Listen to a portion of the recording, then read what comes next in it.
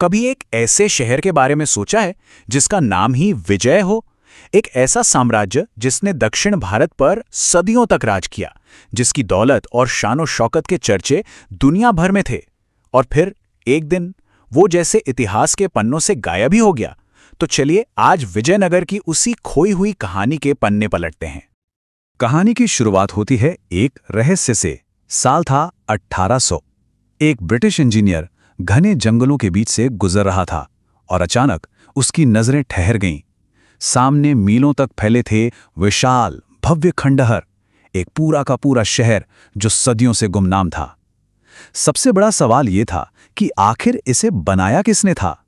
तो चलिए इस पहेली को सुलझाना शुरू करते हैं और जानते हैं कि कैसे ये खोया हुआ शहर दुनिया के नक्शे पर वापस आया। इस खोज का सेहरा जाता है कर्नल कॉलिन मैकेंजी के सर, और ये कोई मामूली इंजीनियर नहीं थे, बल्कि इतिहास के शौकीन थे। उन्होंने ही इन खंडहरों का पहला नक्शा तैयार किया।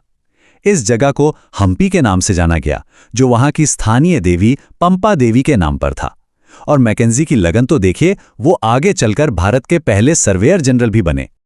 मैकेंजी की खोज के लगभग 250 साल बाद 1986 में पूरी दुनिया ने इस जगह की अहमियत को समझा। हम्पी को यूनेस्को ने वर्ल्ड हेरिटेज साइट का दर्जा दिया। मतलब ये शहर आज पूरी दुनिया की विरासत है, जो हमें अपनी शानदार कहानी सुनाता है। तो आखिर ये साम्राज्य था किसका? किसने बसाया था ये विजय का शहर? चलिए जरा समय में पीछे चलते हैं और इसकी नींव तक पहुंचते हैं। इस महान साम्राज्य की नींव रखी थी 1336 में दो भाइयों ने, हरिहर और बुक्का। उनकी सोच और हिम्मत ने ही एक ऐसे साम्राज्य को जन्म दिया जो अगली कई सदियों तक दक्षिण भारत की किस्मत लिखने वाला था। विजयनगर की कहानी किसी एक परिवार की नहीं, बल्कि एक के बाद एक आए 4 अलग-अलग राजवंशों की है। शुरुआत की संगम वंश ने, फिर आए सुलुव, उसके बाद तुलुव और आखिर में अराविदु वंश। हर वंश ने इस साम्राज्य के इतिहास में अपना एक नया पन्ना जोड़ा। अब देखिए, विजयनगर का राज चलाना कोई आसान काम नहीं था। मुकाबला बहुत तगड़ा था। एक तरफ थे अश्वपति यानी घोड़ों के स्वामी, तो दूसरी तरफ थे गजपति यानी हाथियों के स्वामी। और इनके बीच विजयनगर के राजाओं ने खुद को कहा नरपति यानी मनुष्यों का स्वामी। ये सिर्फ उपाधियां नहीं थीं, ये उस दौर में सत्ता के लिए चल रही जबरदस्त खींचतान को दिखाती हैं। अच्छा, उस जमाने की लड़ाई जीतने के लिए सबसे जरूरी चीज क्या होती होगी? तेज तर्रार और मजबूत घोड़े। और सबसे अच्छे घोड़े आते थे अरब और मध्य एशिया से। इन घोड़ों का व्यापार करने वाले व्यापारियों को कुदिरई चिट्टी कहा जाता था, और विजयनगर की फौजी ताकत में इनका बहुत बड़ा हाथ था। इससे पता चलता है कि साम्राज्य की ताकत सिर्फ तलवार के दम पर नहीं, बल्कि व्यापार के दम पर भी थी। हर महान साम्राज्य के कहानी में एक सुनहरा दौर आता है, एक ऐसा दौर जब वो अपनी बुलंदी के शिखर पर होता है। विजयनगर के लिए वो दौर लेकर आए इसके सबसे महान शासक कृष्णदेवराय। कृष्णदेवराय तुलुव राजवंश के थे और उनका राज रहा 1509 से 1529 तक, सिर्फ 20 साल। लेकिन इन्हीं 2 दशकों में विजयनगर ने वो शान हासिल की जो इतिहास में हमेशा के लिए अमर हो गई। कृष्णदेवराय की शख्सियत में ना गजब का संतुलन था। एक तरफ वो एक महान योद्धा थे जिन्होंने रायचूर दोआब से लेकर बीजापुर तक दुश्मनों को धूल चटाई, तो दूसरी तरफ वो एक जबरदस्त विद्वान और कला प्रेमी थे। उन्होंने तेलुगु में अमुक्तमाल्य जैसा महाकाव्य लिखा, अपनी मां के नाम पर एक पूरा शहर बसा दिया और मंदिरों को ऐसे भव्य गोपुरम यानी ऊंचे ऊंचे प्रवेश द्वार दिए जो आज भी देखने वालों को हैरान कर देते हैं। ये जो 8 का आंकड़ा है ना, ये महज एक गिनती नहीं है, ये कृष्णदेव राय के कला प्रेम का प्रतीक है। उनके दरबार में 8 महान तेलुगु कवि बैठते थे जिन्हें अष्टदिग्गज कहा जाता था। मतलब अब यूं समझिए कि उनके साम्राज्य के 8 कोनों में 8 सितारे थे जो साहित्य के आसमान को रोशन कर रहे थे।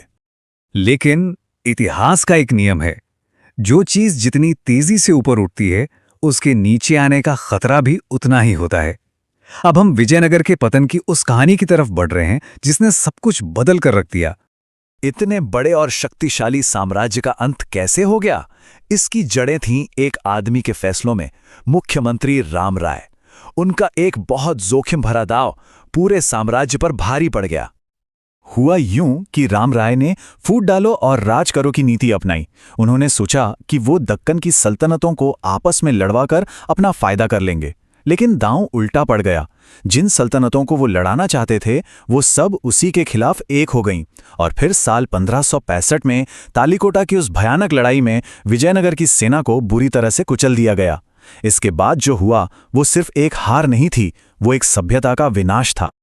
शहर तो मलबे में तब्दील हो गया, लेकिन उसकी आत्मा उन पत्थरों में आज भी जिंदा है। तो चलिए अब देखते हैं विजयनगर की उस विरासत को जो आज भी हमें उसकी महानता की याद दिलाती है। तो इतना बड़ा साम्राज्य आखिर चलता कैसे था? इसका राज छिपा है अमर नायक सिस्टम में। ये एक बहुत ही स्मार्ट व्यवस्था थी। राजा अपने मिलिट्री कमांडरों यानी नायकों को जमीनें देते थे, और बदले में वो नायक राजा के लिए फौज तैयार रखते थे और टैक्स भी वसूलते थे। सही मायनों में ये सिस्टम ही साम्राज्य की रीढ़ की हड्डी था। लेकिन एक मिनट, हमें ये सारी बातें इतनी बारीकी से पता कैसे चलीं? इसका श्रेय जाता है उन विदेशी मुसाफिरों को जो दुनिया के कोने कोने से इस शानदार साम्राज्य को देखने आए थे। इटली से, पारस से, पुर्तगाल से, न जाने कहां से लोग आए, और उन्होंने जो भी देखा उसे अपनी डायरियों में लिख लिया। उन्हीं के लिखे शब्दों की वजह से आज हम विजयनगर की उस भव्यता की कल्पना कर पा रहे हैं। इस साम्राज्य की सबसे बड़ी विरासत उसके पत्थरों में तराशी हुई है। विरूपाक्ष मंदिर की दिव्यता हो या विट्ठल मंदिर का वो अद्भुत पत्थर का रथ और वो खंबे जिनसे संगीत निकलता है, या फिर हजारा राम मंदिर की वो दीवारें जिन पर पूरी रामायण उकेरी हुई है, ये सिर्फ इमारतें नहीं हैं, ये एक पूरे युग की वो कहानी है जो आज भी हम्पी के खंडरों में गूंजती है। तो विजयनगर की ये कहानी हमें क्या सिखाती है? शायद यही कि जीत और हार वक्त के दो पहलू हैं। एक शहर जिसका नाम ही विजय था, सिर्फ एक लड़ाई में बर्बाद हो गया। और ये बात हमें सोचने पर मजबूर करती है कि इतिहास के पन्नों में और न जाने कितनी ऐसी ही शानदार कहानियां दफन हैं जो बस अपने खोजे जाने का इंतजार कर रही हैं।